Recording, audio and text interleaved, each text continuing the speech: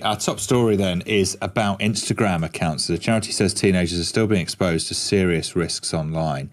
Researchers set up profiles using false dates of birth and say that they were then able to look at sexualised content and hateful comments. Instagram's parent company Meta says it shares the goal of keeping teens safe online. We'll speak to a parent in a second, but let's hear from a few teenagers who've spoken to the BBC about the issues they experience when they're online.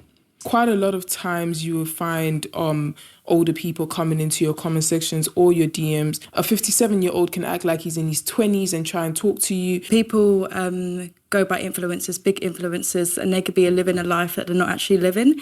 And it's very fake. I can't be myself on social media. I don't want to post on social media because I feel that I may not be worthy enough. Like, there are some materials that aren't necessarily true, which come up on my For You page, and I look at them and I read about it and it makes me worry. An older guy may catfish one of my friends and say that they're younger, might say, oh, I want to take you out, I want to take you shopping. And as teenagers, they would fall for it and they would think, oh no, he's just being nice.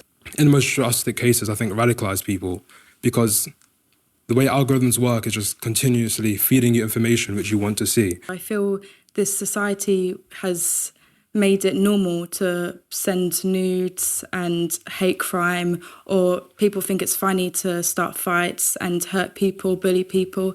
And I think it's really dark and sick, the fact that we've, as a generation, allowed that. Soban Bashir is from Manchester and is father to 3 children aged 16, 12 and 9. Morning, Soban. Morning. How do you manage this with your kids then? What kind of access do they have? Very limited. Yeah, so my 16-year-old, I did fall into that trap where around 2 years ago, when he was in year 9, I did allow him to have a limited social media access, and it didn't work out well. So we took that away and said, not old enough for this, you need to wait. And now he's 16, he has been allowed to have access to social media. It is controlled from a content and time limit perspective. Right. But then I work in cybersecurity, so I've got the know-how and I care enough to do that. I can work get the landscape a bit enough. More. Yeah, exactly. But as your clip just demonstrated, it's just not right for children. So Meta can say what they want. Sorry, go on, you Kieran. So, yeah, just to go back to your point about giving your eldest access to social media when they were 14, and you said that didn't really work out. What form did that not working out take? Was that something that you realised, they realised, both of you? Both of us, yeah. So we have a very open policy in our house. It's if you have a phone, then we have full access to your phone as parents. Uh-huh. And so he would show us. He wouldn't hide anything, and he would show us, and we would check, certain messages that he was getting or groups that he was involved in, and it was just, no, you're not understanding the context of what's happening here. You're being drawn into something you don't quite understand. You need to let your brain form, get a bit older, and then you can come back to this and make better judgments. How did he take that decision to sort of have given him social media and then be like, oh no, no. As any 14-year-old would. Yeah, sure. But but it was just we're the parents. We have to draw the line there.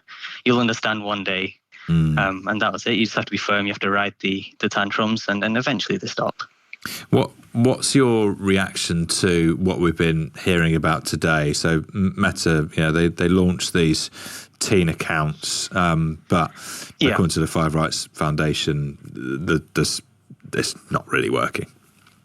Of course it is not. I mean, even when it was launched, that was the first thing we all said was it's just a smoke screen, really. It's like a tick box exercise, like you're doing an audit. When you're audited as a company and you just give the exact answer they're looking for. So you can say we're doing all this too. Yeah. Yeah, absolutely. They're putting the onus on parents. If, first of all, it relies on the child to put their correct date of birth in to then be presented with the teen account, right? The teen safe account. Yeah. I mean, we're talking about 15 years where children have been selecting I am 13, I am 18 for 15 years. It's just a learned habit now. What's going to suddenly make them say, oh, I'll put in my real age now, or at least the real year? to then be regulated. I mean, you know, the whole point of these tools is that they are so addictive. They're not going to lead to regulation, especially not by a child whose brain is still not fully formed. I mean, adults, we struggle with phone use ourselves and lose an hour here and there suddenly on our phones. What do we expect our children to do? So they're not going to willingly do that. And even if they do, they're children, right? They'll have one account for parents, and they'll have a burner account, which is exactly what these researchers did. They'll just make up one as they have and to see what they want to see or what they think they should be seeing, right? So there's always ways to circumvent, these measures that are being put in place. Do you think, as someone who's kind of works, tangentially in this area, it would be possible for these big social media companies to actually come up with systems that were robust enough that couldn't be worked around?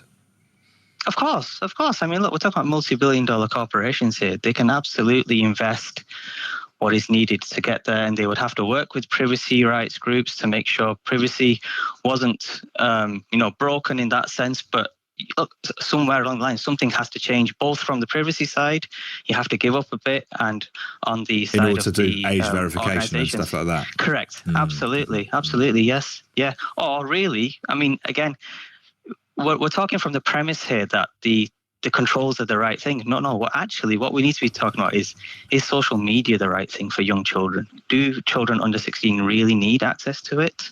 Would you just ban it completely? But honestly, that's my preferred option. That would be the preferred option. I don't see why it's needed. And then you don't have to go around this whole, rigmarole. But, it makes them money, right? We've got just this week, we had Sarah Wynne Williams from Facebook talking about how Facebook targeted, children who were feeling worthless, helpless as failures. And as soon as they detected that behavior, they shared that with advertisers. So certain things could be shared with the child. I mean, so there's this money behind it, right? So they don't really have an interest in not having children use their platform. But we, as a wider society, we just need to use our common sense. It's just not healthy for them. Do you think that Ofcom will be able to have an impact here when they bring into they're releasing their child safety guidelines, I think, this week, and all social media companies will have to comply with them in order to comply with the Online Safety Act from the summer? Do you think that will help the situation? I think there will be a lot of challenge from the companies. These companies know exactly what they're doing. They're very clever. I think they will string this out until the point they probably beat Ofcom into submission by using technical jargon and telling that it's just not possible, or again just doing little press releases like they have with these teen controls and trying to keep them happy. Really interesting getting your perspective on things. Thanks so much, Soban. Thank you very much for having me. Take care. Soban Bashir there, who is the father to three kids, as he was saying, one 16-year-old who's just got social media, a 12-year-old and a 9-year-old. I will read you the full statement from Meta about this. They say, "We share the goal of keeping teens safe online.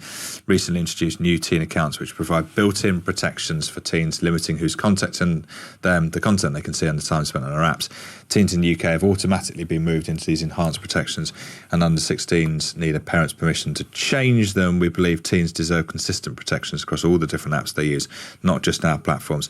That's why we support calls for app stores or operating systems to verify a child's age and obtain parental approval before teens under 16 can download an app," which is slightly, you have to say, saying maybe it can be someone else's problem to deal with age verification. Couple of texts from Rusty and Melford. "The issue is a symptom of lazy parenting and not a disease in and of itself. Parents need to get off their own phones and engage with their children.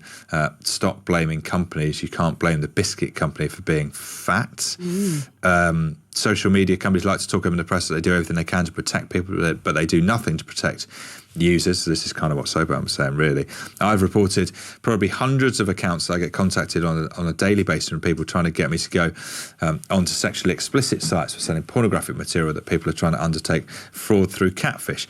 I report these to social media companies with the evidence attached to show exactly what they're doing, and all you get back is we've checked this and it doesn't breach our community standards. Now, the community standards do very clearly say that none of this should be allowed on the site, and yet they allow it and they don't block it." So not much faith from any of you getting in touch with us that the companies are going to be able to do anything about it.